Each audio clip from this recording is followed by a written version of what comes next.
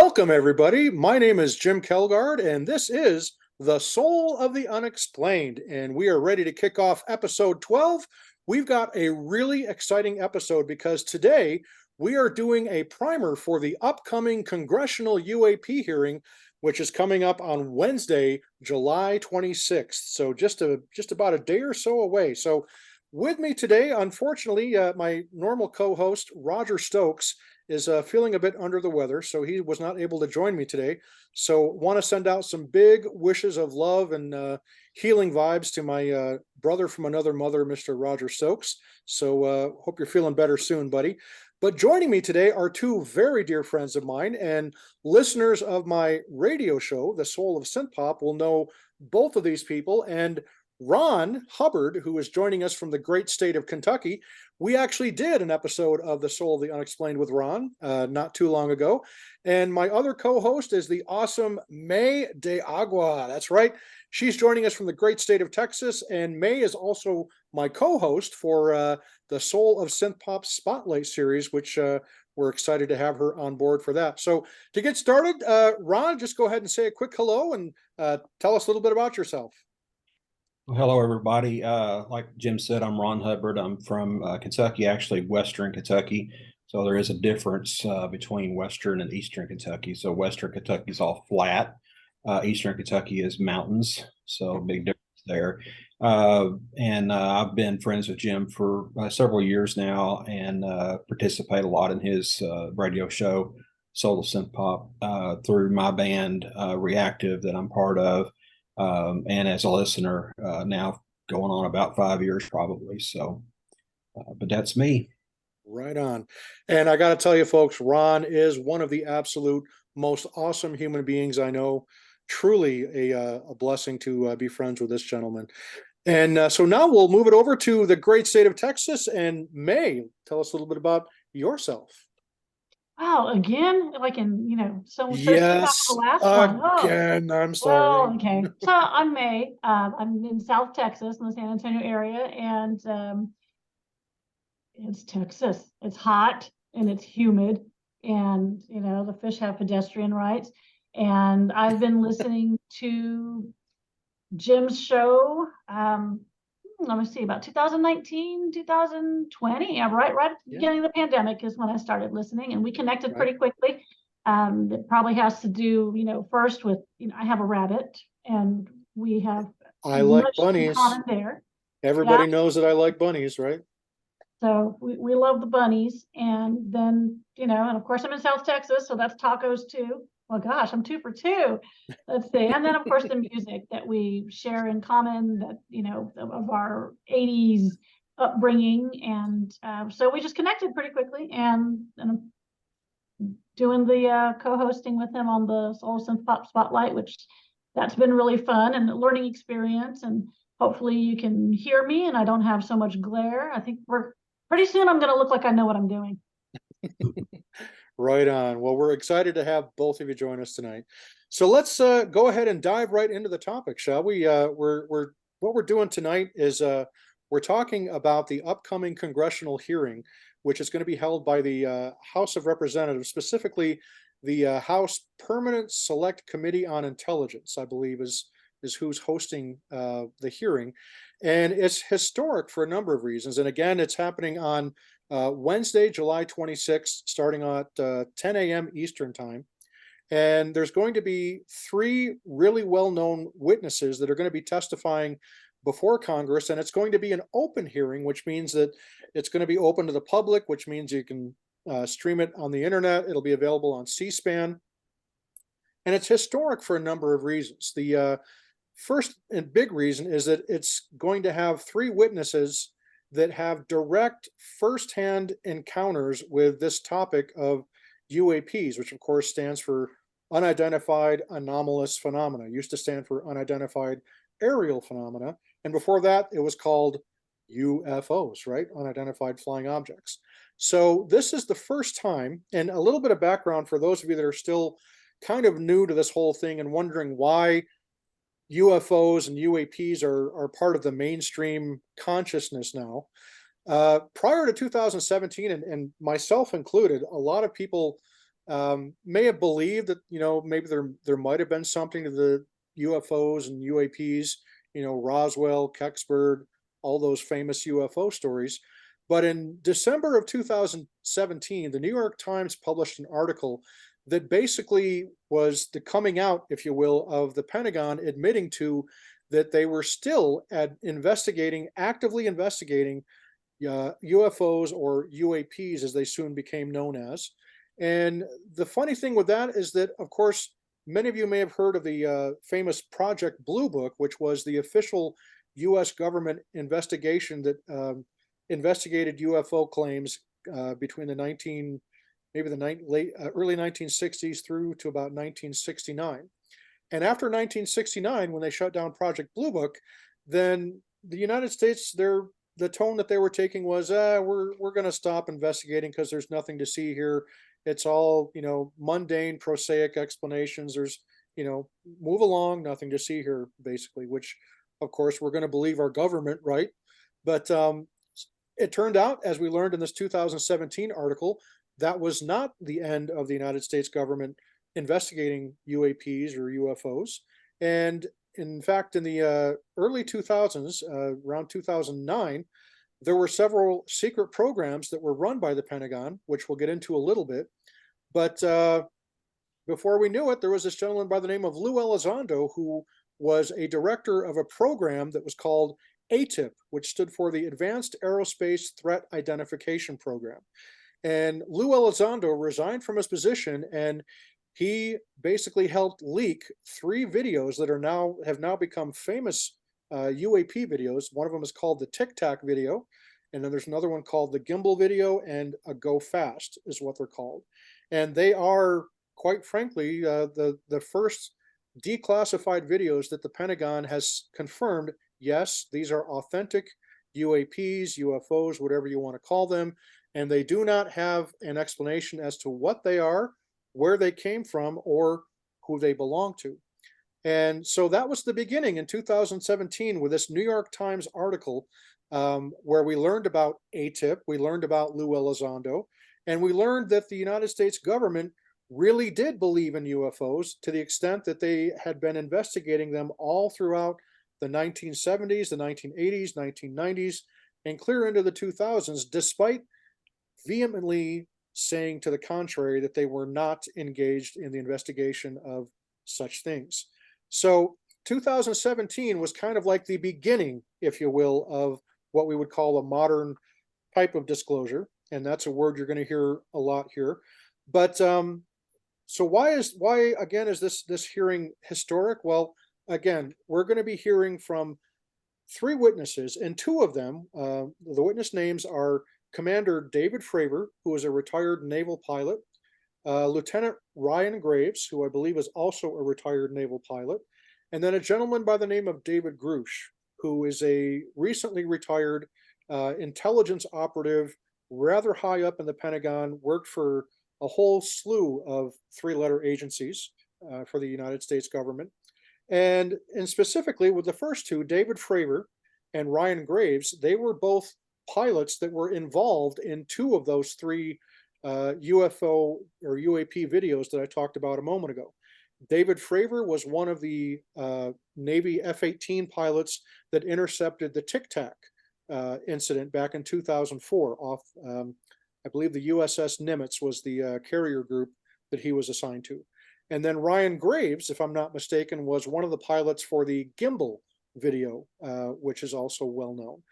And David Grusch, we're gonna talk about him last, because he's the one that is really kind of the really big, amazing news, and his testimony.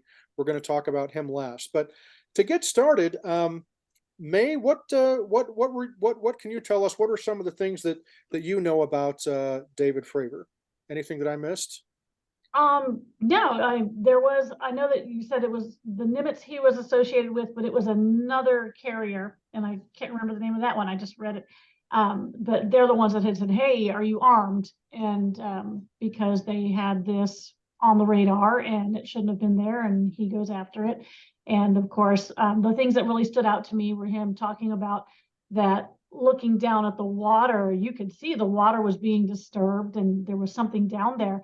And then of course it not turning out to be anything that he could do anything with. But then of course, when he got back to his original point, the Nimitz are close by, that it was back on him. And, they pointed out, they said, it's right there on you. So for something like that to have the speed to overtake or catch up with F-18s that quickly, it's one of those things that it's there and it's documented. It's people were there. And then of course the fact that when he got back on board, that people made fun of him for it. I'm thinking, I don't know that I would make fun of you for it. I'd definitely be interested to see what your experience was. But here's someone who's reputable. I mean, you've got to have your poop in a pile to be an F-18 pilot. You're looking at security clearances where you have to have a certain level of stability. So witnessing that, I don't think I would doubt his credibility at all. Yeah. And that's kind of the main thrust about both Commander David Fravor and Ryan Graves. And Ron, are you familiar with Ryan Graves at all? Yes, I watched videos of both gentlemen, and he was really the more interesting one to me because he talked about the videos that had been released, and he said these are actually the low quality videos that they were declassified. He said there's even videos that we can't release that are much more higher quality, and that really was just kind of really hit me. And this guy is very by the book, talking about hey, I'm looking at this like as a pilot, this is our safety up there, and these things are just getting really close to us and just moving at speeds that we can't even predict what they're going to do. And he's very pragmatic when it comes, just as a pilot would be, when it comes to this. He's not into the he wants some answers, but he's not into the whole sensational aspect of it as some of us regular people might be. Just very no nonsense kind of guy. Both of them were. Right. And May, correct me if I'm wrong, your husband actually was in the Air Force, correct? He is, or he was. He flew a desk. He was a computer programmer. But there is definitely a mindset that it's the culture. There's a mindset. There's a certain level of I can't think of what I'm going to, not necessarily taking things seriously, but it's very much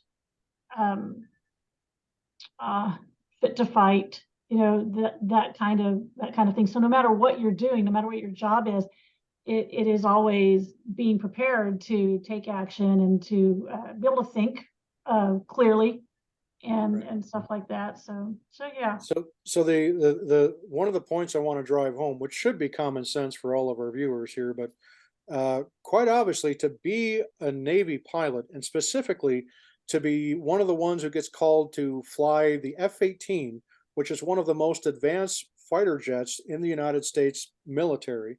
It's like the go-to aircraft to help us maintain air superiority around the world. And to qualify to be a pilot for an F-18, it's an extremely rigorous training process and years and years and years. And these two gentlemen, David Fravor and Ryan Graves, even though they were involved in completely different incidents on two opposite sides of the country, they still were part of and at that time, we're talking 2004 for Commander Fravor's experience, and I believe 2015, Ron, for Ryan Graves. Does that sound right? I think it was 2014. 2014. Okay, so roughly about 10 years or so between the two incidents. And the Ryan Graves incident was on the East Coast of the United States. And so when they have their radar operator, and in the case of David Fravor, I believe the radar ship in his carrier group was the USS Princeton. And there was a radar operator on the USS Princeton by the name of Kevin Day, who, again, all kinds of commendations and awards. He's retired now as well, but he tells the story of these things constantly showing up on his radar.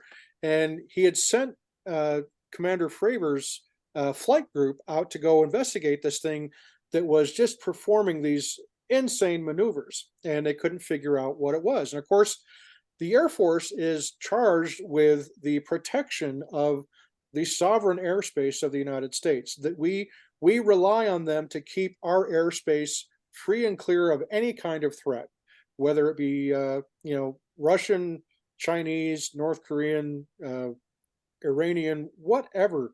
The United States Air Force is who protects us in the United States. And so they're encountering these aircraft that are just performing these maneuvers that just defy physics as we currently understand physics and aerodynamics. I mean, the laws seem to be just completely bent and twisted, and these machines that they're witnessing are just literally like out of this world. In fact, Commander Fravor actually described them pretty much as such. And there's a stigma, as I believe I don't know if you began touching upon that yet, but at the time there was a stigma, and there has been for years within the military, of when it comes to reporting a UFO or a UAP. And we hear all these instances where people will experience something and it's like, all right, are you going to write a report on it? Nah, probably not. And so a lot of these experiences that are military personnel, and particularly pilots and naval crew members, are seeing all kinds of extraordinary things that are not falling into the realm of something that can be readily explained away with a mundane or prosaic explanation. And so, thankfully, in the last couple of years, that stigma has started to die down a little bit. And so part of this original New York Times article that came out in 2017 was the first time that the story really went mainstream. And I don't know about the two of you, but when I saw it, I was kind of like, whoa, the Pentagon is actually admitting that UFOs are real. This is like huge news. And it barely, seemingly to me anyway, it barely registered a blip on most other major news outlets. There was maybe a off the cuff mention here or there, but it wasn't big news. And you would think that something like this would be, stop the presses. This is significant.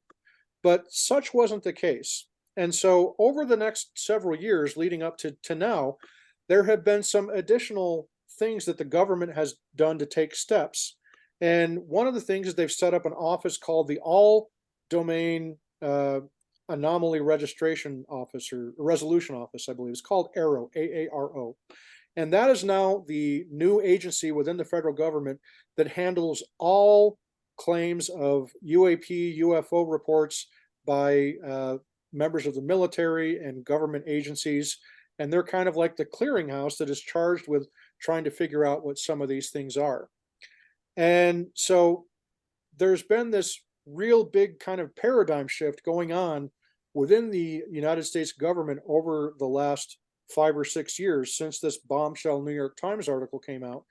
And what ended up happening as when Lou Elizondo came out from the shadows, all these other people that used to work in the Pentagon in these top secret programs began leaving military service and began kind of coming out of the shadows themselves. And some of those people have been, for instance, a gentleman by the name of Jay Stratton, who was the head of the UAP task force, and actually going clear back to about 2009, there was a program that Senator Harry Reid and also Hawaiian Senator Daniel Inouye and Alaskan Senator Ted Stevens had allocated a special program, $22 million, for a program called the Advanced Aerospace Weapons System Application Program, or AAWSAP, AAWSAP.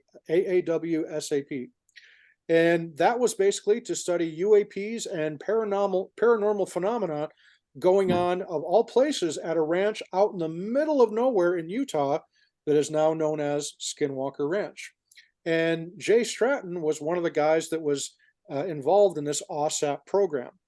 AAWSAP then evolved into the ATIP program, the Advanced Aerospace Threat Identification Program, and then that ended along about little after 2015, 2016 or thereabouts. And then we had the UAP task force, or the UAPTF, and Jay was also involved in that when also Dr. Travis Taylor, who any of you that watch The Secret of Skinwalker Ranch is a member of the Skinwalker Ranch team. Dr. Taylor was one of the science officers, I believe the chief science officer of the UAP task force under Jay Stratton. And so all these people have now left government service, including Jay Stratton, and they've begun telling their story. And the stories that they've been telling are quite extraordinary. And that's what leads us to this hearing that is happening in just a little over 24 hours. And so basically, what we're going to hear is we're going to hear testimony, sworn under oath testimony from these three gentlemen, Fravor, Graves, and Grusch, and they're going to be talking about what they experienced. Now, for somebody like me who has been following the UAP phenomenon rather regularly since about 2017, the stuff that Fravor and Graves are going to talk about probably isn't going to be too relevatory, or relevant. Did I say that word right? I'm sorry. It's not going to be anything really Relevant? that big for UAP Oh, folks like me.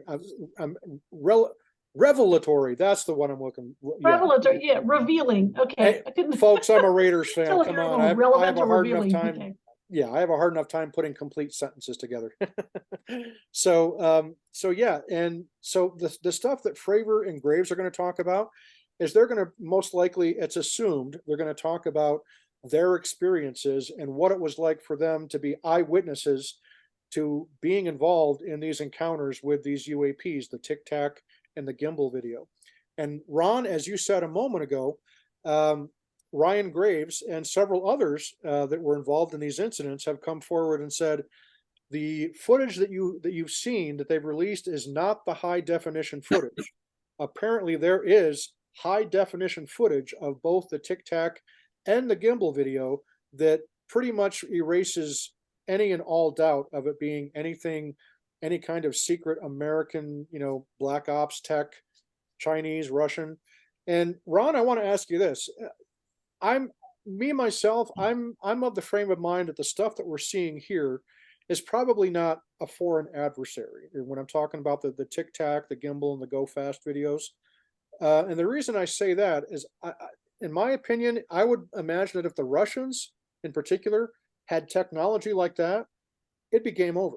I mean, there wouldn't. I mean, the conflict in Ukraine would be over like that, and they'd be literally flying circles around anything the USA has. And I think the same thing with the Chinese. What are your thoughts on that? Oh, I completely agree, and a lot of what David Grusch said, I definitely agree with. Of course, we hadn't talked about him yet, but he doesn't really classify these as extraterrestrial in origin. He classifies them more broadly, saying that they could be extra dimensional in nature rather than extraterrestrial, and that's where I'm at with it. I think in regards to that, in that there's a lot of this moving in and out. He talked about multiple physical dimensions and things that we can access, that evidently these craft are able to move in and out between those, and that's why they have instantaneous movement. Some of the video that that Ryan talked about was the high quality. They could even see the markings on some of these craft. So instead of these grainy videos where you could just see some kind of pixelated object moving around, I mean they were able to actually see the surface and see what was on these craft that they were looking at too. So just extraordinary. Right. And so the thing that really strikes me about this, and we're going to get to David Grusch in a minute, but to tease a little bit about what's coming with David Grusch in his testimony that he gave to News Nation back in June of this year, he actually used the phrase non-human intelligence. And when you hear that term non-human intelligence, I just want to ask that direct question. Mae, when you hear the term non-human intelligence, where does your mind go to when you hear that phrase? I can't even think of the creature or the what I think of, like these big, three-fingered toe things with little frog sticky. I have these images conjured, absolutely. I can still imagine extraterrestrial intelligence or beings as still looking like us. But when you say non-human, you definitely go that way. It also makes me think of, because of the possibility of interdimensional, Terry Pratchett, who wrote the Discworld novels, he talks about the dimension, the demons, basically these creatures that could seep through, and they're basically just creatures of darkness. And so that's where my head goes. So, sci-fi, fantasy, Hollywood. Right. Big toe pads, big frog feet. I don't know. Can't even imagine their faces. For some reason, I go to the feet. I don't know, the hands. Right. So the one distinction we have to make is that I think David Grusch was deliberate. And Ron, you can tell me if you disagree or agree on this, but he specifically didn't say extraterrestrial. And I think a lot of people are conditioned to think that whenever they hear that term non-human intelligence, that they kind of gravitate automatically toward the old, what they call nuts and bolts, extraterrestrial or ET hypothesis. But it could also just as easily refer to interdimensional, as we mentioned. It could also mean perhaps even AI, right? Because AI is non-human intelligence. Or there's also a term that is often used here and there in the paranormal circles called crypto-terrestrial or ultra-terrestrial, which would be an instance where there is a unknown race or species, an intelligent species that has always existed here on planet Earth, but for whatever reason has managed to remain hidden from modern days. And, assumingly they are way more advanced than us technologically, intellectually, and so they've been here on Earth all the time, but they're unknown, which is hence the term crypto, unknown or hidden terrestrial. So Ron, of those, ET, interdimensional, crypto terrestrial, AI, or something altogether, what is it that you think of when you hear that term non-human intelligence? Like I said, I'm definitely leaning towards the interdimensional because he talked about that quite a bit and really emphasized it. Also, a lot of the literature that I read that they use terms like the reason why they come up with this unidentified anomalous instead of aerial, because these things are being seen in space, underwater. It's not just the air, and they have this way of transferring from one to the other, totally unlike the way we could do it. Their ships can go from air to water without any kind of we can't do that. So Right. Exactly. but Exactly. he really emphasized the intradimensional or extra dimensional, talking about it being co-located with us, basically occupying the same space but in a different dimension. Right. And that's where the craft coming from, and that's what I'm inclined to believe. And a lot of that, what we talked about, Mae brought it up just a little bit about demons or creatures or whatever. Bible talks about that quite a bit, and the unseen world, and that's right here with us. We just don't see it. We can't access it, but these beings that are in that are able to be there and come here, and it makes sense that they would have some sort of technology to do that. Right. I agree, and we're going to come back to that actually. Mae, did you have a comment to add on to that? Like I said, that first trigger thought that you think of is that, sci-fi, Hollywood kind of thing. But when I think deeper about it, give me a couple of seconds to get over the funny images in my head. I think of things that could have, just exist as a form of energy, maybe not necessarily requiring a corporeal form. But then, of course, you would have to wonder, well, why do they need craft to move back and forth? Right. So if they existed formless, then there would be no need. And of course, they could exist with us without us knowing about it.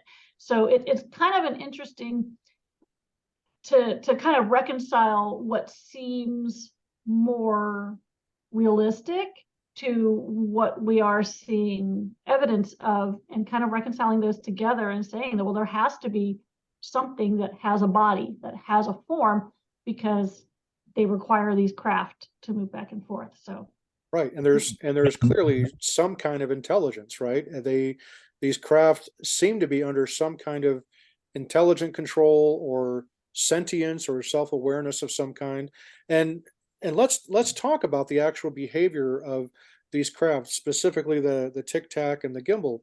With the Tic Tac, and Ron, you might know the specific numbers a little bit better than I do, but in Fravor's case, he talked about how the craft came down from an altitude of 80,000 feet. Okay, 80,000 feet. That's what, 20, how many miles is that? At least 20, almost 20 miles up in the sky, That, right? that is well above the limit of any commercial aircraft or even military aircraft that would have a Right. person in it. Exactly. And that craft came from an altitude of 80,000 feet, which was, my understanding, the upper limit of detection that the Navy had for something that high up in the sky, or the atmosphere, stratosphere, whatever the term is. And it went from that 80,000 foot height down to, I think it was like 100 feet above the surface of the water and the ocean in a fraction right of a above the second, water. and like less than, like, somewhere between 0.3, I've heard between 0.3 and 0.8 seconds. Okay. Think of how fast that is. Okay. Now that's well beyond Mach, Mach 4, Mach 5. Okay. We're talking to go that distance in about a second's time or less. There is no way that any human being would be able to withstand the G forces, the gravitational forces, the inertia. You would literally be, you often hear test pilots and astronauts, you'd be juice on the inside of the craft. Your body would just simply be crushed by the gravitational forces. But yet these things seem to have something that cancels the force of inertia. It seems to have, some technology where inertia is canceled out altogether. And inertia, of course, when you're in a car accident, if you're going 60 miles an hour and somebody hits you head on, you're still going, your body is still going 60 miles an hour, even though you're hitting that, immovable force, as it were. So that's inertia. And inertia is what, for want of a better term, kills. I mean, gravity and inertia together, that's a deadly combination, right? Mhm. And again, folks, I'm no physicist, so this is about as rudimentary and fundamentally flawed as you can get, I'm sure. But the behavior and also the instant acceleration, these things literally go from a standstill to disappearing in the blink of an eye. And I mean, again, we're talking acceleration, anti-gravity, and we're going to talk about these 6 values that are called the 6 observables that Lou Elizondo and the Pentagon have talked about. We're going to get into that in just a moment. But again, the behavior that these craft, these UAPs, UFOs, the fact that they are solid objects, and we have to emphasize that as well, Ron and Mae, because Mae, you were talking a moment ago about maybe these things are beings of energy, right? Whenever we think, sometimes if we're a spiritual person, we think of angels and demons as being, we speak of them in terms of, good energy, bad energy, positive energy, negative energy. And there's a lot of people that believe, we're all beings of light, as it were. Well, human beings can only hear within a certain range, okay? 20 hertz to about 20 kilohertz or 20,000 hertz. That is the natural hearing range of a human. Well, we also know that there is sound that falls outside of that, and that type of sound is called infrasound, okay? And a lot of times that's what a lot of animals will understand, these frequencies that are either really low or really high frequencies that are either just out of one direction or the other of natural human hearing. Well, our eyes are the same way. There is only a certain wavelength in the electromagnetic spectrum that our eyes can perceive objects and different things. And that's why when we have sensor platforms like FLIR, forward-looking infrared, thermal imaging, and all these other sensor platforms, we've been able to determine that oftentimes things that we can't see with our naked eye, there are still things that are there. And we're witnessing that going on right now at Skinwalker Ranch, among other places, right? So just because we can't see it doesn't necessarily mean that it's not there. And of course, Ron, I know you're a huge Star Trek fan, and those of us that are fans of Star Trek and Star Wars and science fiction, we know about the term cloaking, right? Well, cloaking is just basically making something invisible to where you're bending light around a solid object so that you can't see it, so that it's literally invisible. It's still there, and you can pick it up on certain other different sensor platforms, but to the naked eye, you can't see it. It's not there, but it's still there. And so there's a lot of anecdotal evidence, I guess you could say, that's coming out that indicates that a lot of times there's maybe a lot more around us than we're aware. But the fact that these craft that were encountered by Fravor and Graves were in fact detectable solid objects, and we don't know if they're metal, but they clearly had some kind of a sheen to them. They clearly had some kind of structure and morphism to them. And they, by all accounts, seem to be a craft of some kind, right? So again, what kind of intelligence is that? Is that something that would be, an AI type thing, or would there actually be occupants inside? And I don't know. What do you guys think about that? Do you think these things could be AI, or do you think there's a being of some kind, human or otherwise? Do you think there's something inside these things? I tend to think that there's something inside them. I don't think it's artificial intelligence. So, Maybe. definitely think What do you think? I think that if it's going to be an artificial intelligence, that it's more likely that it's a scout or a probing thing. That's just, because of course you don't have to worry about that natural, body that's going to, turn to juice. So you have that right there. And of course it could be data collecting. It's a probe, it's data collecting, and that's a possibility. Unless, of course, they have managed to become so advanced that they have, got the inertial dampening down pat. I mean, that'd be amazing. But that's, to me, that's just kind of what makes sense, is that it could be, if it's AI, it's for scouting purposes.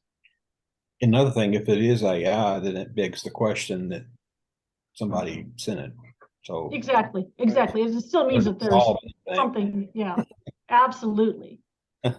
So yeah, I mean, it could be, but then you're still dealing with the basic question, like, okay, there's, a life form behind that created that artificial intelligence and programmed it to do what it's doing.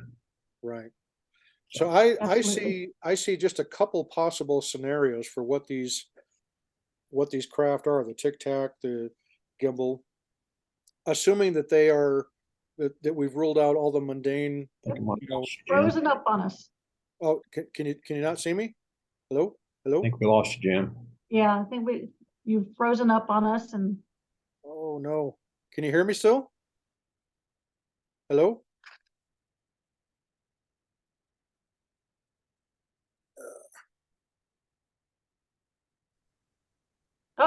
Oh, you There there? you are. Yay, you're Okay. back. Sorry about that, folks. We've got a big electrical storm that's coming through my area right now, so Yeah, fingers crossed we we get had through one it. just a while ago. Sorry One about the thing interruption. too, is anybody listening to this might not understand the term Tic Tac. The reason why it's called that is because of the Tic Tac candies that that you can, the mints, and that's Right. what the craft look Tic Tac. Yeah. Exactly. They didn't have any wings. It didn't have any um, normal identifying air maneuverability structures like flaps.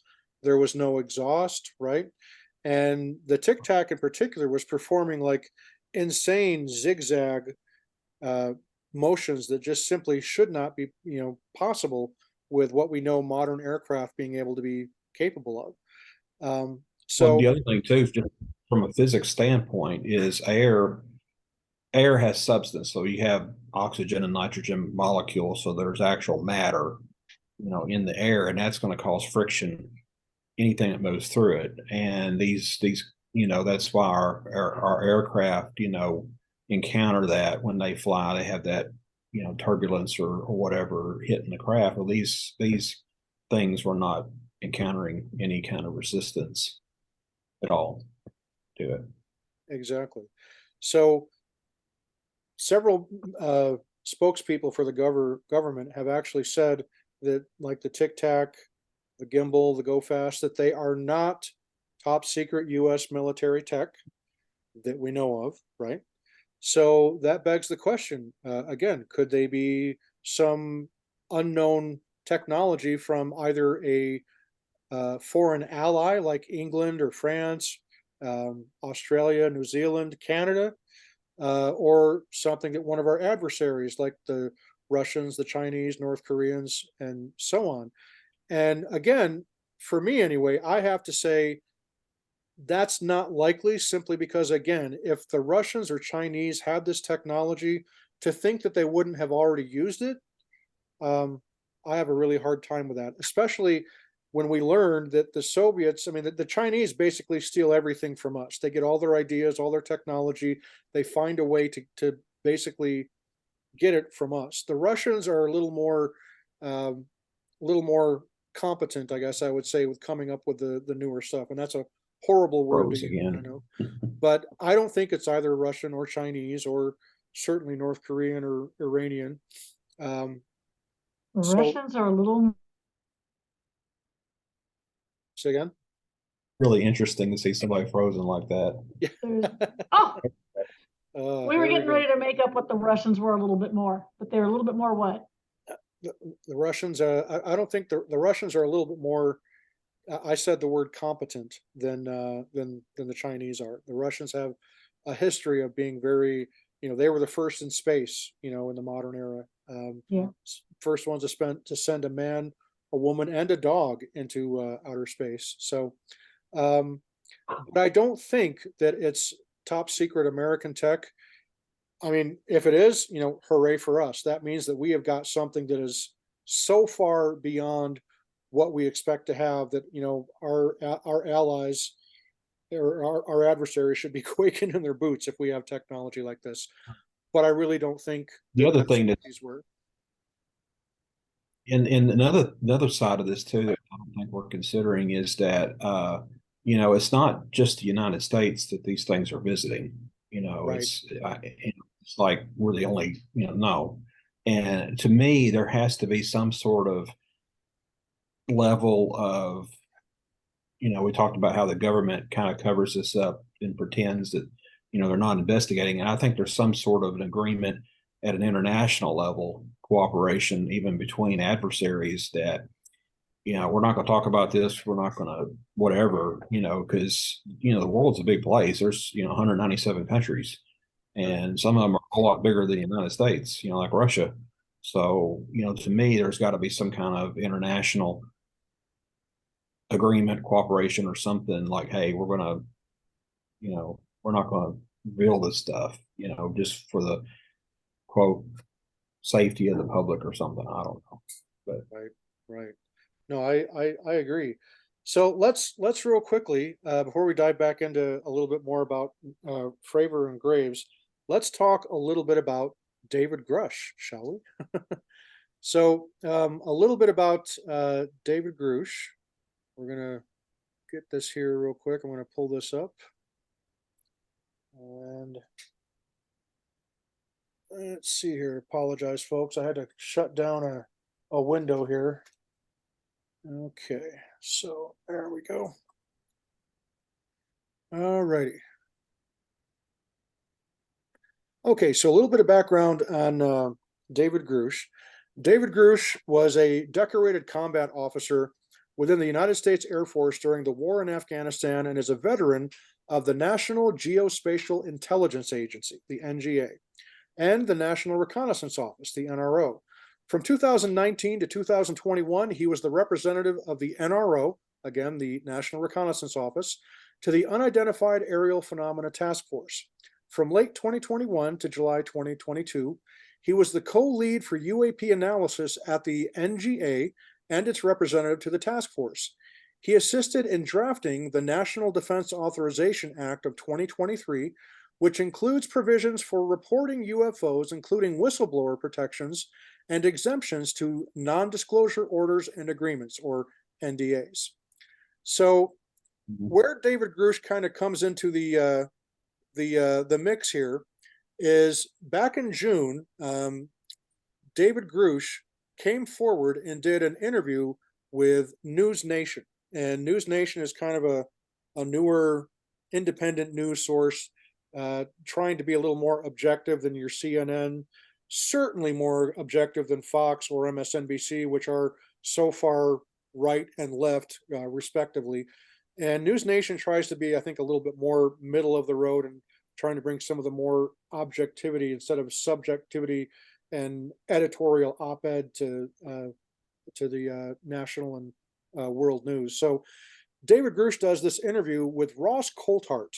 Now, Ross Coulthart is an award-winning journalist from Australia, and he is oftentimes on the 60 Minutes, the Australian version of 60 Minutes, and he is an extremely well-respected journalist, Ross Coulthart. And so Grusch did this mind-blowing testimony with Ross Coulthart from News Nation, and you can actually watch the full interview on YouTube. And I'll try to put a link on the Soul of the Unexplained Facebook page to see the whole interview. And I do recommend that everybody watch the interview with Ross Coulthart and David Grusch. The big takeaways from that interview, and Ron, I know that you've watched it, and Mae, I believe you've watched it as well. The big takeaways, and you guys can tell me if I'm wrong on this, the big takeaways is that David Grusch has made the allegation that the United States has been purposely covering up, obfuscating, and outright lying to the American public, that there is essentially a government within the government, and that's my own word interpretation on that, in the form of what are called special access programs and unacknowledged special access programs, which are off the books, black ops type programs to reverse engineer recovered crafts. And what we're talking about here are the big bombshell, as I'm going to mention in a moment, but that the United States has been basically doing all these illegal programs that completely defy the Constitution of the United States. And there is no congressional oversight or extremely little congressional oversight. Oftentimes you hear about how there are billions or trillions that have somehow gone missing in the national budget. Well, the rumor is that a lot of those funds get funneled into these unacknowledged special access programs and black ops programs that are pertaining to the UFO and UAP topic, if you will. So Grusch claims that these programs really do exist. And he says that he has firsthand knowledge of these programs. He knows the names of these programs.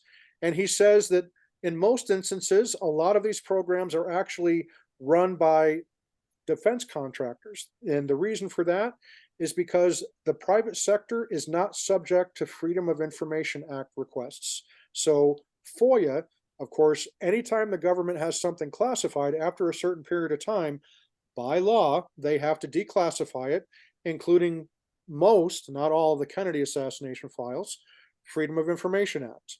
Well, when something is in the private sector, say something being run by a defense contractor like EG&G, Lockheed, any one of those well-known defense contractors, they aren't subject to Freedom of Information Act requests, and they can keep it as secret as they want to keep it. And it's so compartmentalized.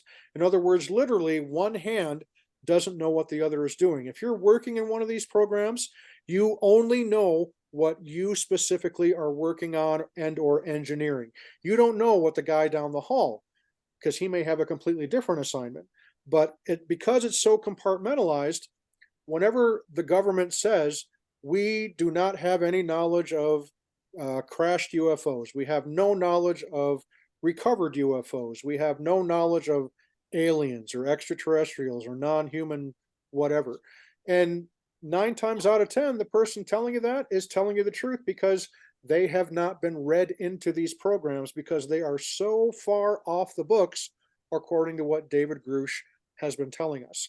And because of his position in the intelligence community, this is a guy that when he says something like that, this is not the same kind of guy as, say, an Alex Jones, who was just a conspiracy theorist.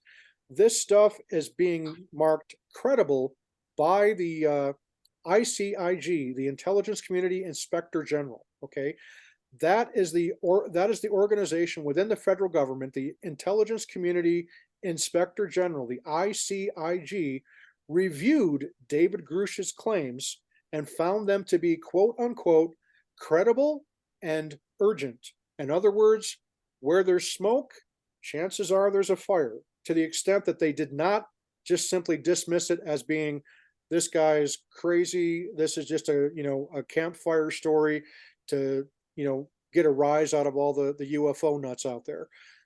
The federal government, particularly the agency that is tasked with investigating claims from other members of the federal government, has determined that David Grusch's claims are, quote, credible and urgent. Furthermore, since June 5th, there is not a single debunker or naysayer that has been able to falsify anything that David Grusch has said. In fact, quite the opposite. And we're going to talk about that in a moment. But there's a couple other points that David Grusch made. And these are the real big bombshells, because I think a lot of people probably really aren't that surprised that there really is, or really might be, something that is often called the deep state. Many of you might remember the farewell speech that President Dwight Eisenhower gave, wherein he warned about the influence, whether sought or unsought, of the military-industrial complex. Well, back then, that's what he referred to it as. In 2022, 2023, a lot of times you hear that referred to as, quote unquote, the deep state, the government within a government. And I'm not saying whether that's real or not, because I don't know. I don't speculate on such things. I'm just simply saying what the allegation is here. But the big bombshell from David Grusch is that, in addition to purposely covering up these programs and lying about them and lying to the American people and to Congress, the United States government has also recovered what, Ron, was it 12 or 15 actual non-human, 12 craft, okay, we're talking craft of non-human origin.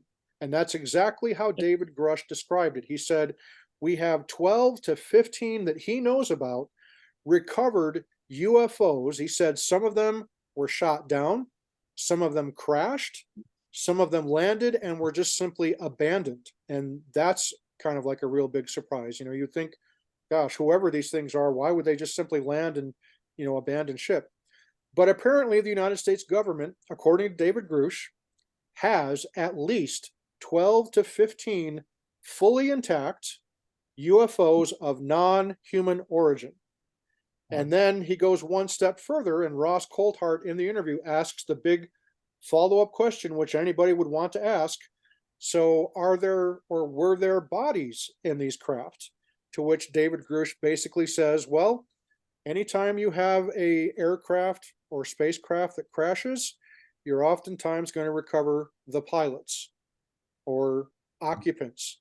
And David Grusch said, such is the case with these recovered UFOs that the United States government and presumably certain defense contractors have in their possession, not only recovered flying saucers, UFOs, whatever you want to call them, but they also have bodies that are also of a non-human origin. So think about that for one moment, folks. This is not an episode of the X-Files. This is an actual person that worked in the highest offices of the Pentagon, in the highest reaches of the intelligence community, who knows about this. And he knows this because people that were reporting to him were the people that were directly involved, that were actually hands-on working in these programs.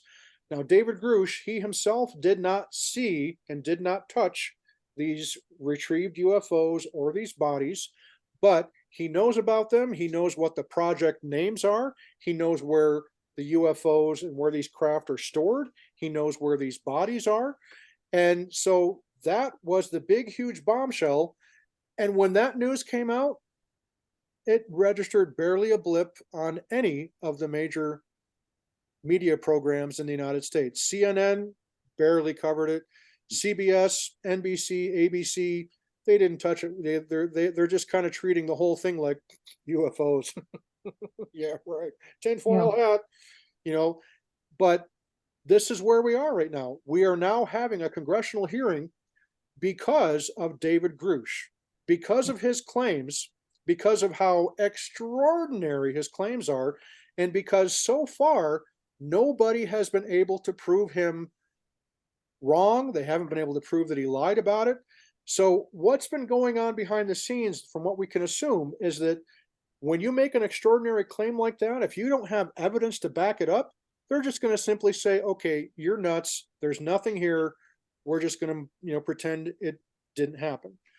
But that's not at all what's happened. In fact, several members of Congress have come forward and have stated, particularly Senator Marco Rubio from Florida, also Representative Tim Burchett from Tennessee, and a number of others have said David Grusch actually gave us even more detailed testimony behind a closed door session of in a SCIF, which is the secure location in the U.S. Capitol. And so these senators know even more than what David Grusch told Ross Coulthart. And David Grusch was offered the whistleblower protection, which meant that he wasn't violating his NDA because he gave the testimony to Congress and they granted him protection. And the US government still tried going after him, which they are not supposed to do. They tried to retaliate, and that is against the law. And that's why the ICIG is moved that case forward. So here we are, July 26th, in just about 24 hours, the United States Congress, the House of Representatives Permanent Select Committee on Intelligence, is going to hear the testimony of David Fravor, Ryan Graves, and David Grusch. And we pretty much know what Fravor and Graves are probably going to talk about with their particular encounters. But with David Grusch, this is the first time that mainstream media in America and the world, you, me, and everybody else who has the ability to watch that hearing on Wednesday morning, he may drop some even bigger bombs. He may finally reveal the names of some of the people. There's rumors that he may reveal the names of people who have allegedly been killed in the name of maintaining secrecy. So there is all this stuff that's coming to a head. And so the question that I want to ask both of you, Mae and Ron, do you think that this hearing, because David Grusch's testimony seemed like to be the first major domino of disclosure starting to begin its fall. Do you think the potential is there for this hearing coming up on the 26th to be the full collapse of that first domino regarding the secrecy and the truth about UFOs? What do you guys think? Oh, I definitely think so. I mean, you just watching his interview and reading some of that material, he basically said that, whatever clearance was out there, I had it. If I needed it, I had access to it. But then when I went to these quote off the book agencies, they refused me access, which, if you've got access to anything, how can you be refused access?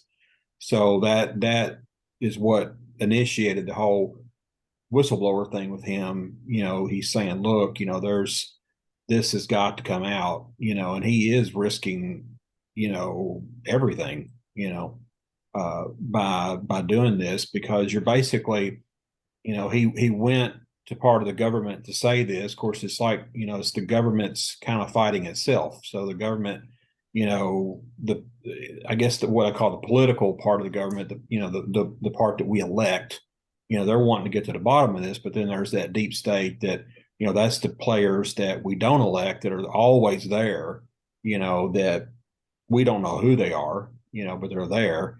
The government's at war with itself, so you got, elements of the military, NASA, all those other agencies are saying, we don't want to bring this out. And then, these congressmen, are saying, we're going to have this here and we're going to bring this out. They've even got this new legislation they've, proposed to have this new sort of review committee made up of people to,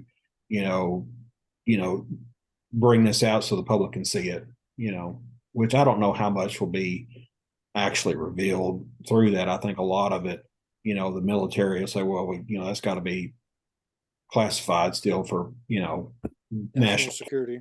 Yeah, national security or whatever.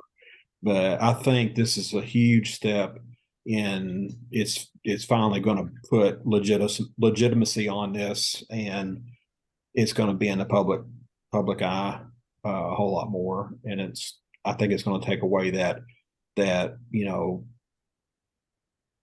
aspect to it where people make fun of it.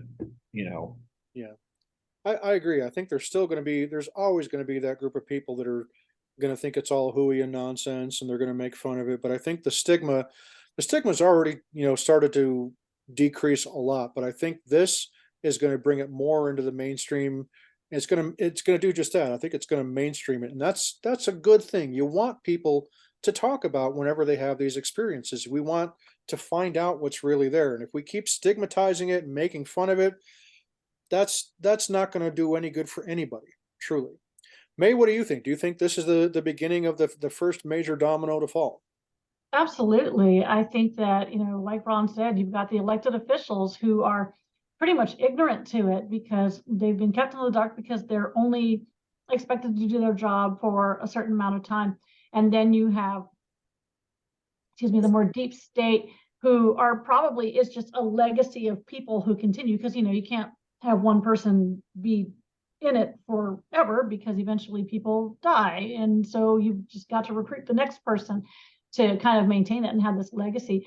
And in talking about the disclosure, and of course in the amendment reading that, yeah, you're still going to have reading that they talk about what's going to be made public record and accessible, but you still have to protect people who might be doing things covertly, who are needing to remain anonymous. You might have connections with, like we said, with other countries where we have agreements, and you're going to have to still protect that, because if their country is not ready to do that, that government's not ready to let go, then we can't turn around and say, oh yeah, by the way, we're dealing with you behind closed doors. So there's still going to be a lot of stuff, I think, that's not going to be available to us. And again, coming out of military culture, I'm okay with that. I am okay with the need to know frame of mind. I certainly want exactly the stigma to be removed, but I am okay with knowing, with not knowing a specific technology that's being developed. I'm okay with knowing that, okay, now since we have to kind of disclose these things, yes, we are allotting this amount of money for this project, which of course, when you said that, the first thing I thought of was the Judd Hirsch saying, do you really think they spent $1 million on a toilet seat? Independence Day, yeah. But yeah, I think that's the thing. And I know not everybody feels that way, but having been in that culture of, the neighborhood Facebook page goes nuts. Why is the base gate locked down? You know what? Because the base commander decided, security forces decided, when's it going to open up? When they're ready to open it up. So I have that patience in that aspect, that I'm okay with things not being public information that could put somebody at risk, because they need to be able to do their job and continue to do whatever it is they need to do. So yeah, it's going to be huge though. And it's going to take some time, definitely, because reading through about how long they have to, first the archivist, setting up, and how long it's going to take to review things. We're not going to see documents for well over a year, that are going to be public, but it is going to be the huge movement, and especially taking away that stigma. That's huge. I tend to agree. I think it's going to be, I think it will be the first domino to fall. I don't think we're going to get full disclosure. I'm not, and I don't know if we ever will. Like you said, there are certain things that are really do fall under the guise of national security. And if all that comes out of this is a confirmation that yes, we here in the United States and on planet Earth, because I'm sure it's happened in other countries as well. Yes, we've been visited by non-human intelligence, and whether that's again extraterrestrial, interdimensional, what have you. If that's all that we get out of it, and even if they say yes, we've got bodies that were recovered, that to me, I mean, I think that will probably satisfy me and a lot of other people. But of course, there will be other questions that come along with that. Okay, well, if they're real, are they hostile? Are they friends? Are they still here? Have they gone, and are they going to come back? Do we need to worry about it? What kind of communication has there been with them? What do we know about them? Where precisely do they come from? What language do they speak? Do they speak, do they have their own spoken language, or do they speak telepathically, as a lot of people claim that aliens do? Um, you know, there's so many answers that people are going to be looking for, that I don't know if we're going to get them all ever. But I think this hearing, I'm not expecting any major bombshells, but for the people that haven't been paying attention, this hearing is going to be a big oh shit moment, I think. And I mean that in a good way, because I think it's going to be like, why haven't CBS News, CNN, ABC, NBC, why hasn't this been on the evening news? Instead, we got to watch it on C-SPAN or on YouTube or whatever other means of streaming is out there. The only media outlet that has truly been keeping up with this is News Nation, and so many people don't even know what News Nation is. So it would be nice to see this really get mainstreamed to where it's no longer a stigma. And yeah, again, you're going to have a certain segment of people that are always going to make fun of it and mock it and tease it. But the way that you legitimize it is by having people like Commander David Fravor, Lieutenant Ryan Graves, and David Grusch. These people are, as far as I'm concerned, their character is unimpeachable. Now, does that mean that, everything they tell us is the truth? Well, they're under oath. And Ron, as you mentioned a moment ago, if David Grusch in particular is lying about anything that he says under oath, he goes to prison. It's not jail. It's not a slap on the wrist. Oh, you're going to go in the boo box for 20 minutes. We're going to, no, he goes to prison, and he loses his pension. His life is basically forever ruined if it's proven that he lied about any of this. And so far, there is no indication that he has been. Now, it's still early on. We still don't know all the details. Everything at this stage, leading into the hearing, is still an allegation. They're not facts, but they are pretty extraordinary allegations. And of course, as any true skeptic would and should say, extraordinary claims require extraordinary evidence. And from what we understand, that evidence, that extraordinary evidence, is there.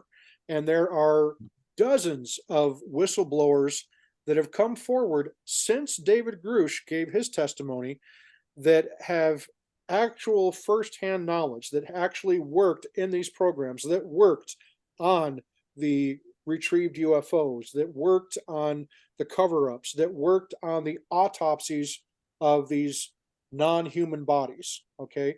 So those people are real. They are out there.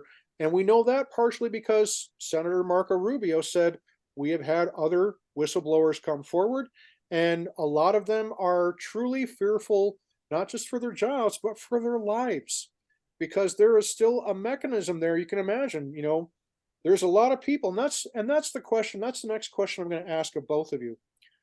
Who Now, obviously, there's a lot of people that have a lot to gain from this knowledge coming out. All of us, all of humanity, I think, stands to gain because it's knowledge, right? We deserve to know if we're truly not alone in the universe, and I've never believed that we are, but we are now at the precipice of where we are probably going to find confirmation and verification that no, we are not alone. Now, again, does that mean extraterrestrial? Not necessarily. But who are the people and or the organizations that stand to lose from this information coming out? Mae, we'll go to you first. Oh, the first thing I think is the pharmaceutical companies. I think of like companies like that who are depending on our dependence on their products, and there not being any better thing available, effective thing. So, I mean, it doesn't have to be just pharmaceutical companies. That was just my first thought, because I thought, of course, who benefited from marijuana being classified as an illicit drug? And it was the pharmaceutical companies. So you look at other technologies that could, we thrive on planned obsolescence. So if someone has developed technology that has a longer lasting pair of earbuds, then yeah, we're not going to keep buying them and replacing them. So, I mean, that's just one thing. I mean, it comes down to money. I mean, money drives so much. Really, after that, it's organized religions, honestly. For years and years, the church in power kept everybody thinking that the sun revolved around the earth. And heaven forbid, the heresy to suggest otherwise. Galileo was considered a heretic, right? Yeah. So, I personally cannot imagine that. I think it's very arrogant to think that we're the only ones, that even if we can say, okay, yes, I believe, we all believe here that we have one creator, but it would be so arrogant to believe that we're it. That's all that was created, and y'all are perfect. That's all I need. And that's absolutely not true. So I think that, though, but I think it's still possible. It's still, for me at least, it's still possible for me to believe that we're not alone, but that we're still special. That we're still, that doesn't shake my faith in that creator at all. To find out that there's other, or the possibility that, again, dimensional, who knows? I mean, but I think those are the big things where we see what drives people: money and religion. Okay, so big money and big religion. Ron, who else do you feel stands to lose the most from quote unquote the truth coming out? Well, a lot of your science organizations, NASA in particular, I think stands to lose a lot. I mean, I could get into a whole other reasons why I don't have much credibility with NASA. I don't think they have much credibility, but I think they're part of this force that's trying to keep this covered for whatever reason. I have no idea, but I think they stand to lose quite a bit.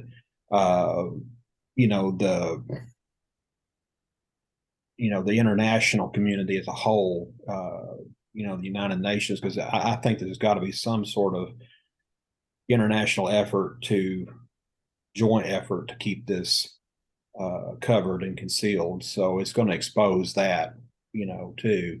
It has to, because, there can't be, all the aliens or whatever they are, extra dimensional beings, aliens, whatever you want to call them. can't say, well, we can only visit the United States. You know, that's not happening. You know, so you know, there's got to be some sort of effort between countries, especially the major superpowers, the permanent members of the UN Security Council, for instance, have got to have some sort of agreement in place to to say, well, we're not going to talk about it. You're not going to talk about it. You're not going to talk about it. So on Right. and so forth. So I think that stands to lose quite a bit. And also, I mean, our government in particular, I mean, it's going to be shown that quote deep state does exist. You know, that maybe this person wasn't so crazy to suggest that, because there has to be, there has been for probably ever since this country was founded, that institution within the institution to ensure that the government maintains control over certain things, Right. whether they deem it necessary for our security or maybe to protect them. I don't know, but I think I think the ones from my perspective, the ones to stand to lose the most are those that stand the possibility of losing influence and power. And that basically sums up all of what both of you said. Religion, people make an argument all the time, organized religion, why is it there's obviously a lot of things that are good about it for many people, but what are some of the downsides of organized religion? Well, it's a mechanism of control. It's a mechanism of influence. Same thing can be said of government, local, federal. Um, so, and again, like you said, May, the big pharma, I think some defense contractors. And in me saying this, I'm not at all trying to imply that defense contractors are inherently bad, or that religion is inherently bad, or that anybody that believes or belongs to an organized religion is inherently bad. They're not inherently bad things, but unfortunately, there is an opportunity for these organizations to kind of go off the beaten path and kind of um, form their own cabal, if you will, secret combinations, as some people call them. And it's easy to see these organizations develop power and influence. And I think those are the people, because they've been wielding that power and that influence. And again, this is a big if these allegations by David Grusch are true, there's still a possibility that some or all of it may not be true. And the only way we're going to know is time. Only time will tell. But it's easy to see because you've got, think of it in these terms. The president of the United States, he's a temporary employee, right? He's only in office for at the most 8 years. Senators, members of the House, they're all technically temporary employees. And as you say, May, it doesn't matter if you're even in one of these secret organizations that's doing these off the books programs. Eventually, you're human, so you're going to die. So everybody, in a sense, is a bit of a temporary employee. So there's the key thing is the moment that we're at right now is the moment we're at a tipping point. I think that's what this UAP hearing is. It's a tipping point for history. It's either going to be the biggest leap forward that the whole UFO UAP topic has ever made, or it's going to be the biggest bust in the history, and it's going to derail all future, revelations. I mean, short of, a UFO landing, the proverbial landing on the front lawn of the White House, they got to get this right. And I think that everybody that's trying to organize this hearing are trying to do it right. They're trying to get their ducks in a row. They're going to the people that have the direct knowledge, and in some cases, the people that have the hands-on, firsthand knowledge of these programs. And, as I said, nobody so far has been able to discredit and disprove David Grusch. His character, everybody is basically saying, yeah, we can't find anything wrong with this guy. So another thing I want to point out is this amendment that Senator Chuck Schumer of my home state, New York, and I will preface this, folks, by saying I am neither Democrat or Republican. I am an independent. And the reason for that is because I grew up in New York, I never, ever, ever want to be Democrat. And because I've lived in Utah for almost 30 years, I really don't want to be Republican. So that's just me. But Chuck Schumer is the Senate Majority Leader. And historically, he has been somebody who has tried to distance himself from anything pertaining to UFOs and this whole topic. Well, I know that I sent Schumer's amendment. Chuck Schumer wrote an amendment to the National Defense Authorization Act, and there's some pretty electrifying oh shit language that is in that amendment that Chuck Schumer wrote. And one of those things that is in the amendment that Senator Charles Schumer, the senior senator from New York State, in his amendment, he specifically mentions non-human intelligence. Okay. You have probably one of the biggest skeptics in the Senate has drafted an amendment based off the evidence and the knowledge that he has had access to, which you and I don't have access to. And he clearly saw something that was important enough to put that kind of language in the amendment. And so that then begs the question, and you and I have kind of talked about this the last couple of days over social media, but there seems to be this impression that people like Senator Schumer, who have historically eschewed any association with this topic, now seem to be trying to get in front of it. Ron, why would you suppose that is? What would be a theory you might have? Or do you think there's nothing silly about it? Do you think that that members of Congress that have historically kind of cast it aside are now saying, hey, we got to get in front of this? Well, politicians, a good politician always keeps his options open, for one thing. And he has been in there for a long time, and he knows when the winds of change are blowing. You know, he senses that. So I think he wants to portray himself as proactive in getting in front of this thing instead of being one of the deniers or one of the ones that are going to look like, you know, that they were just dumb and didn't know what was going on. I mean, I'm sure it's done. He's doing it to cover his own self. CYA, yep. Yeah. Yeah. I mean, I'm like you, I'm an independent. I don't have a lot of warm feelings for most politicians. So,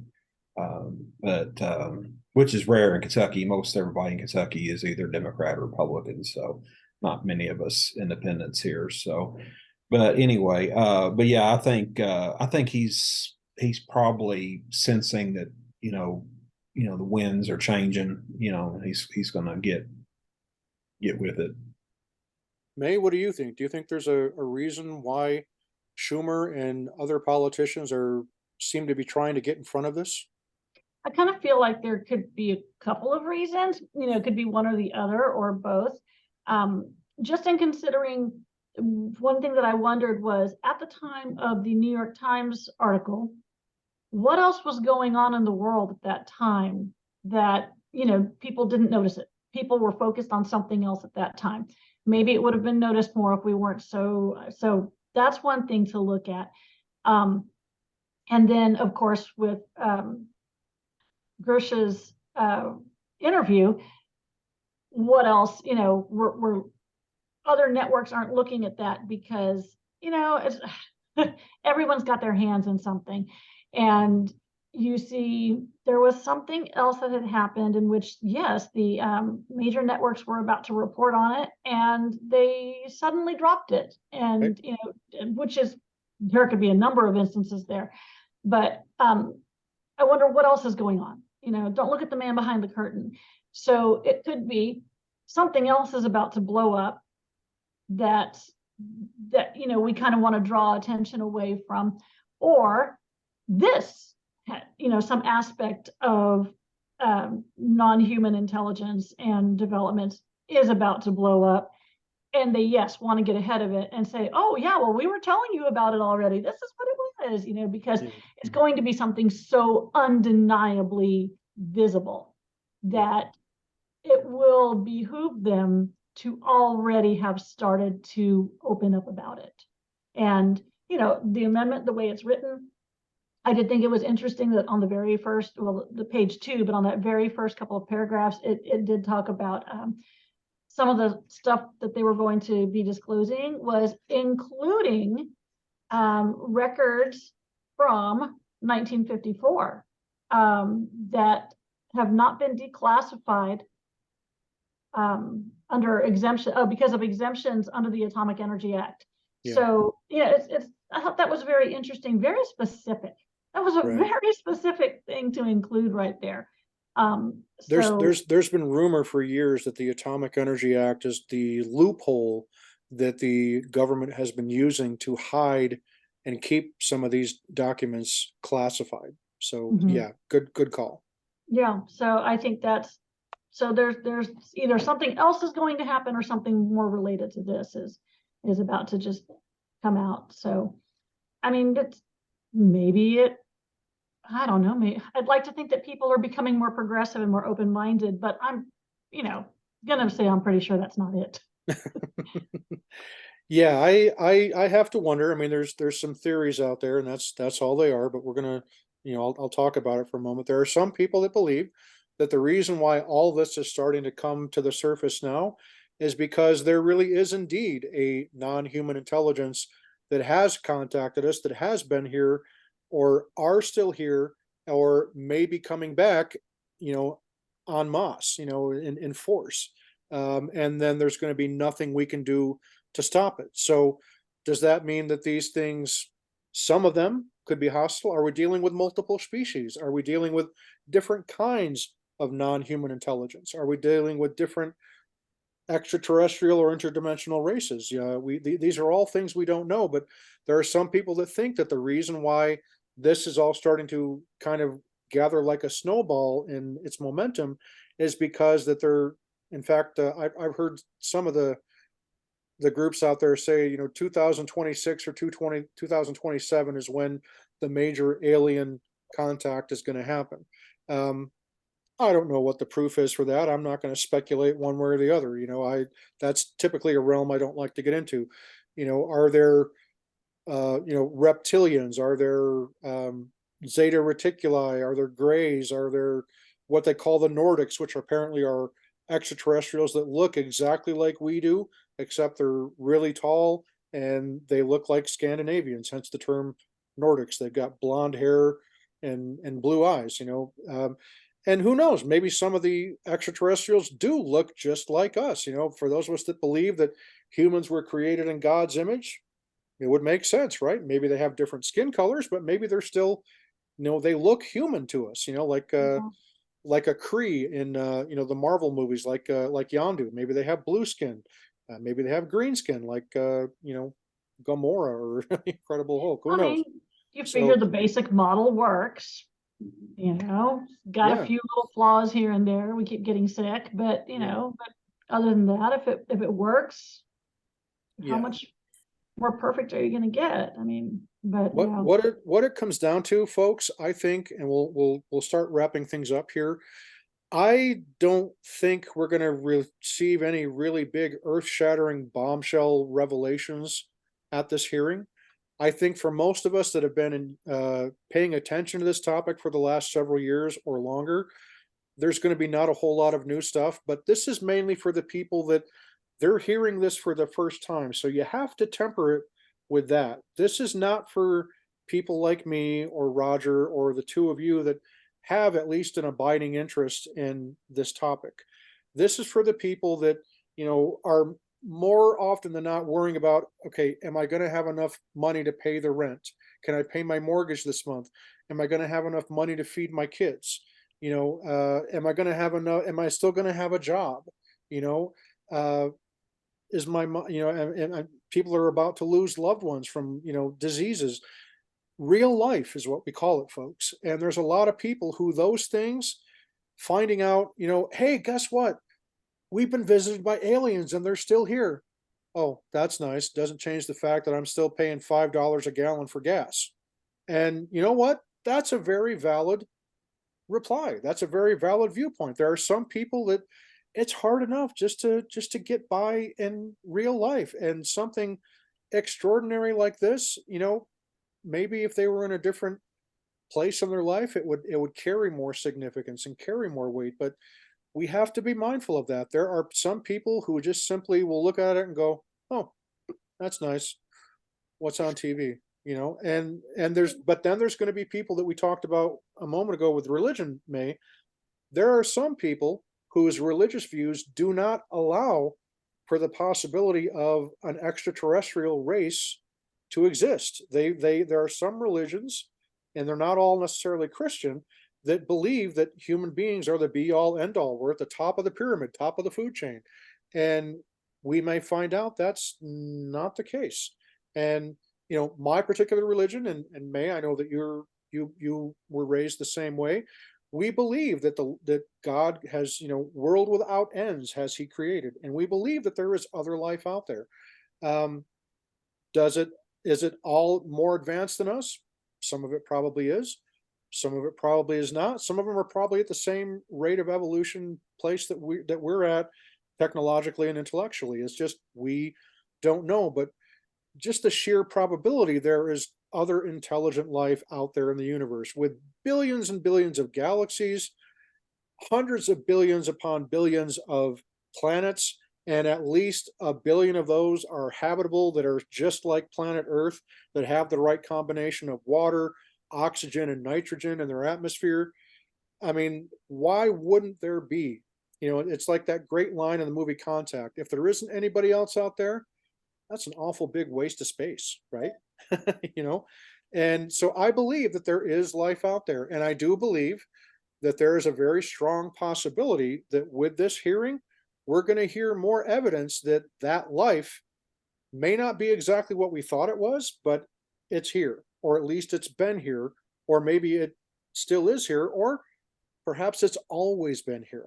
And we may all be wrong. There's a possibility that, kind of like the doomsday scenario for some people, is finding out that there is another race out there that really is who our real creator is, and really is our God. And it's not, Jesus Christ and God, and or Muhammad or Buddha, that they were all basically just constructs of this race to, make us be subservient. And that these beings, whether they're interdimensional or extraterrestrial, that, we find out that everything we've ever been led to believe is a lie. And ask yourself this question: if that scenario is true, what is that going to do to you? And only you know the answer to that. Probably on a day like that, it's probably going to be pretty good if you're an atheist, right? Or at least an agnostic. But I myself, I'm of the frame of mind that if these things are extraterrestrial, and I'm not convinced that all of them are, or that even some of it is, but let's say that they're extraterrestrial, there's no hard evidence, at least that we're aware of, that they're hostile. I think if they were, they probably would have done something a long time ago. Maybe, maybe not.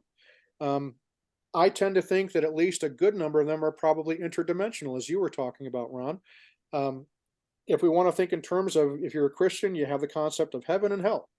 Well, what are heaven and hell other than different dimensions? There's the 3D dimension that we live on here in this world and in this earth, this shared collective reality. And then there is this concept of heaven, where when you die, your spirit goes to heaven to be back with God and Jesus Christ, or Muhammad or Allah, whatever. And then there's this concept of hell, which is where Raiders fans go, right? But if you believe that these places are real, they exist in another dimension, in a place where we can't see them. And quantum physics, Dr. Michio Kaku is a great proponent of this belief that there are multiple dimensions out there. There may be multiple realities. What if our perception of reality is not what we think it is? And maybe part of the reason why this whole secret has been covered up is because the truth really is something that maybe most of us are not prepared to handle.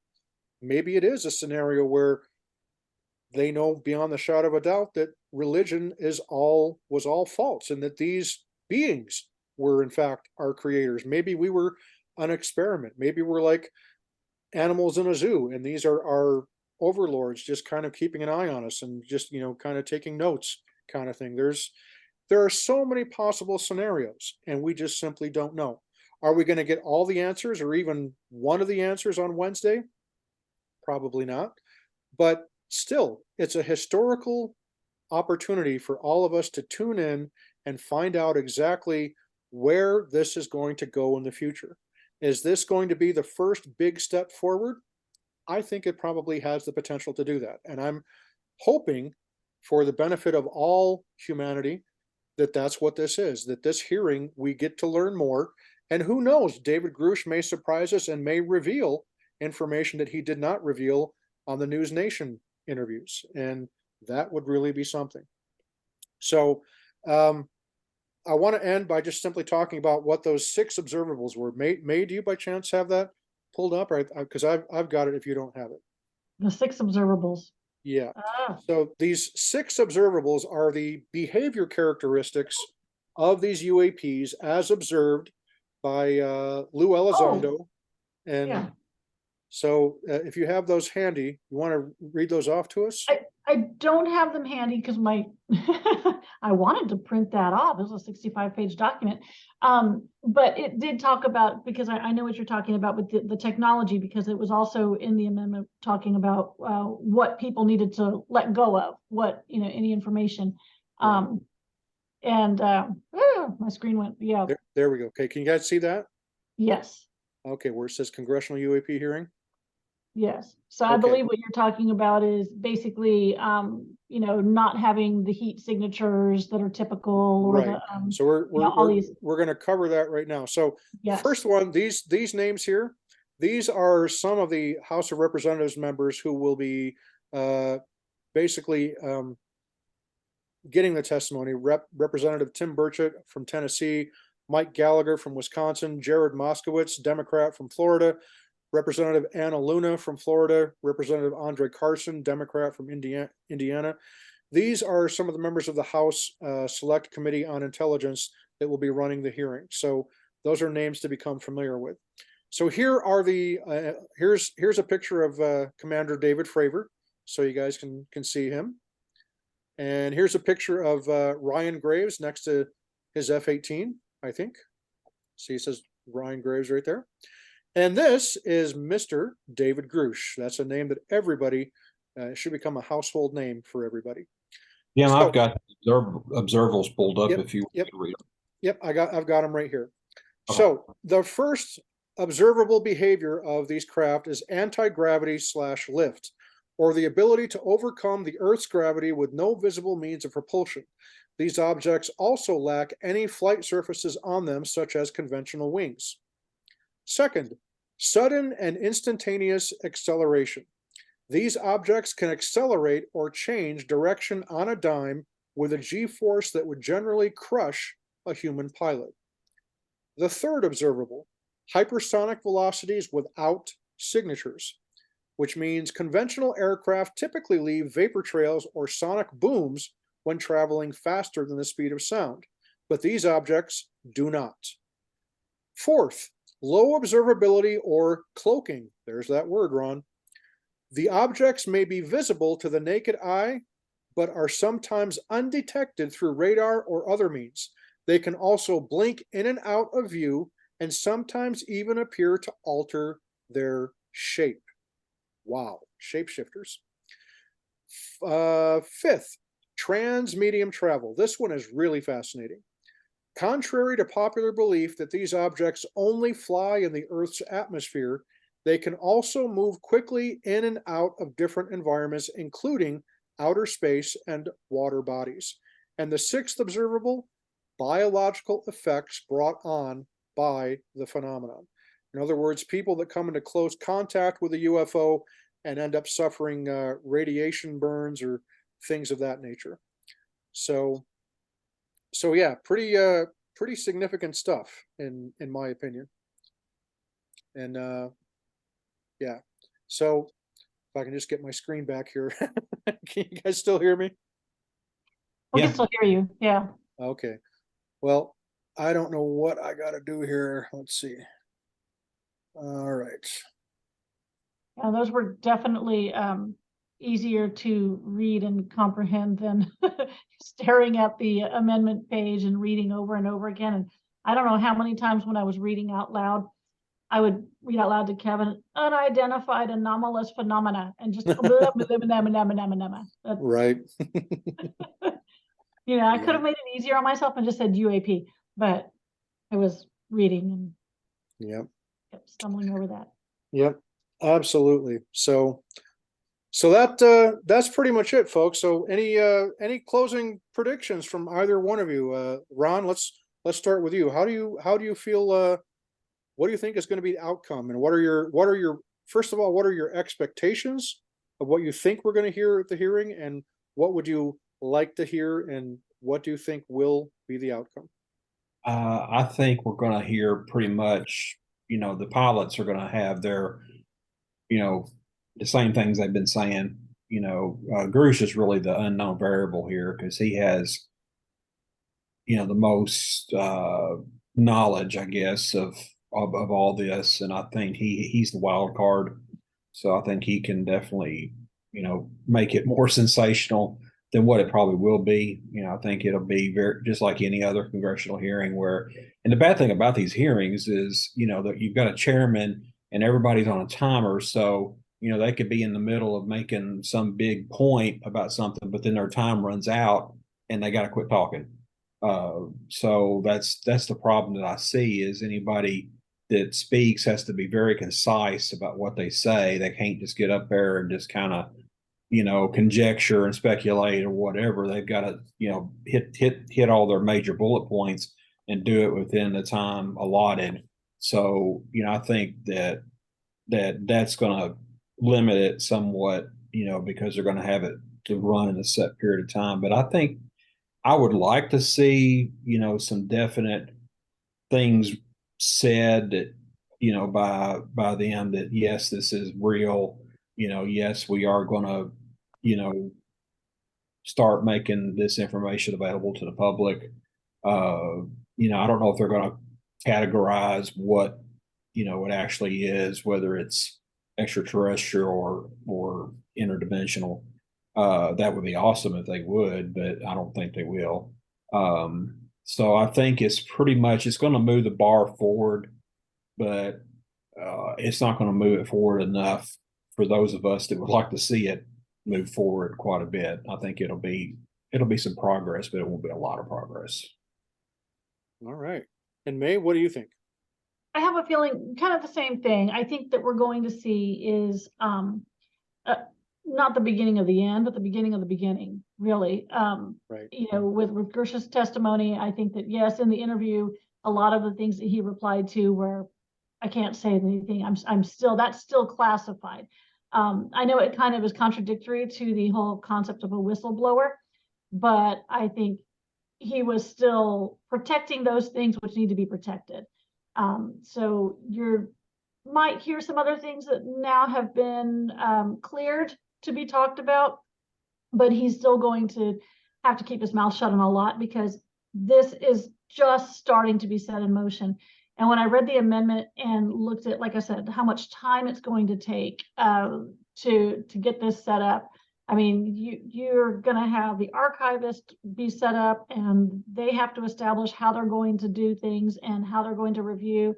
And I, read about how these different departments will have like 300 days to get their stuff out. So honestly, I don't think we're going to have anything earth-shattering. We're not going to have anything paradigm shifting or religion breaking. We're going to have, yes, let's do this, and this is what we're going to do, and this is how we're going to do it, and we'll have extra stuff for you later. So, but I think it will be nice to the destigmatization of the people who have come forward to say, this is what I saw, this is what I experienced. I'm not nuts, Right. So Exactly. And folks, I would also say I agree with both Ron and you, May, but I think I'm going to temper my enthusiasm. I'm just excited that this is all going on public record, that we're getting these three witnesses coming forward. And we also have to make mention that coming up in September, there's going to be a hearing with the Senate. And what we're told is that we may even get even more impressive witnesses than David Fravor, Ryan Graves, and David Grusch. We may get people like Lou Elizondo, Chris Mellon, and some of these other people that were intimately involved in these programs coming up at the Senate hearing in September. So with this one, I think this is just going to be the basic fundamentals. I think a lot of people, this is going to be their first time. And I think those are the people that this hearing is catered to, is not the really, fanatics. And I hate to use the term fanatic because I'm not a fanatic. I'm just interested. I have a very strong interest in matters of the unexplained here. But I think this hearing is going to be more for the average American citizen, the average, person out there in the world. And for some of those people, this is going to be astonishing news. For the rest of us, maybe not so much, but we never know. Grusch may surprise us all and may, disclose some information that he has not yet. So either way, 10 a.m. Eastern time, which is 8 a.m. Mountain, I'm going to be tuned in watching this hearing. And I'm sure we're going to do a follow-up at some point after. I'd love to get the two of you to participate in that. If you're willing, we can kind of do a recap on how the hearing went. But just want to extend my thanks once again to you, May, and to you as well, Ron. Thank you so much for taking time out of your busy schedules to have this discussion with me. Really appreciate both of you. And again, please say a couple quick praise and send some positive wishes to my awesome co-host, Mr. Roger Stokes, who's unfortunately not able to be with us at this time. And folks, please hit the subscribe button here for the Soul of the Unexplained. Hit that bell for receiving notifications every time we have a new interview and a new episode up for our podcast of the Soul of the Unexplained. And hit that like button. We want to get as many likes as we can. And if you have any questions or have any comments, then Facebook is the best place to do it. Just find us there on Facebook at the Soul, that's SOL, of the Unexplained on Facebook. We're also on Instagram and Twitter, but not quite as active on Instagram or Twitter. And for those of you wondering why I'm wearing a Stetson, I've been out barbecuing literally all day. Today was a big state holiday in the state of Utah, Pioneer Day. And that's a big thing. It's almost like the 4th of July. In fact, you might be able to hear some of the fireworks going on in my neighborhood. So just been doing the smoker and grilling thing all day. And so I smell like hickory wood smoke and barbecued steaks and pulled pork. So if anybody's hungry, I got plenty of leftovers. So, but thank you, folks. Again, thank you, Ron and May. And we will see you next time, folks. Thank you so much for watching today. And we will most definitely, got to put on my glasses here. We will see you next time, folks. Thanks again. You guys are awesome. Have an awesome week, and we'll see you next time. See ya.